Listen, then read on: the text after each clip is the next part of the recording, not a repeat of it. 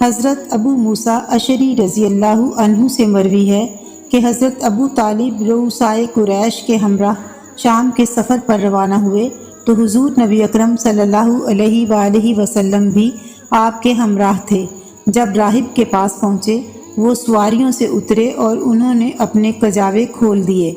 راہب ان کی طرف آ نکلا، حالانکہ رؤسائے قریش اس سے قبل بھی اس کے پاس سے گزرا کرتے تھے، لیکن وہ ان کے پاس نہیں آتا تھا اور نہ ہی ان کی طرف کوئی توجہ کرتا تھا۔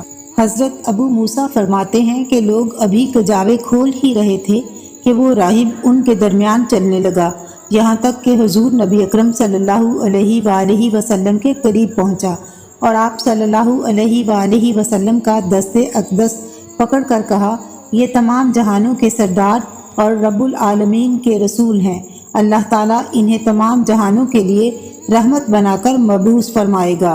رؤسائے قریش نے اس سے پوچھا، آپ کیسے جانتے ہیں؟ اس نے کہا، جب تم لوگ گھاٹی سے نمودار ہوئے تو کوئی پتھر اور درخت ایسا نہیں تھا جو سجدے میں نہ گر پڑا ہو، اور وہ صرف نبی ہی کو سجدہ کرتے ہیں۔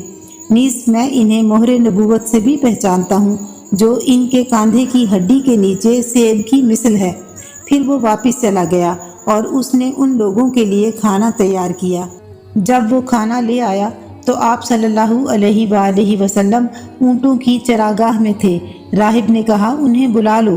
آپ صلی اللہ علیہ وآلہ وسلم تشریف لائے تو آپ کے سر انور پر بادل سایہ فگن تھا، اور جب آپ لوگوں کے قریب پہنچے تو دیکھا کہ تمام لوگ پہلے سے ہی درخت کے سایہ میں پہنچ چکے ہیں، لیکن جیسے ہی آپ صلی اللہ علیہ وآلہ وسلم تشریف فرما ہوئے تو سایہ آپ صلی اللہ علیہ وآلہ وسلم کی طرف جھک گیا۔ راہب نے کہا، درخت کے سائے کو دیکھو، وہ آپ صلی اللہ علیہ وآلہ وسلم پر جھک گیا ہے۔ پھر راہب نے کہا، میں تمہیں خدا کی قسم دے کر پوچھتا ہوں کہ ان کا سرپرست کون ہے؟ انہوں نے کہا، ابو طالب۔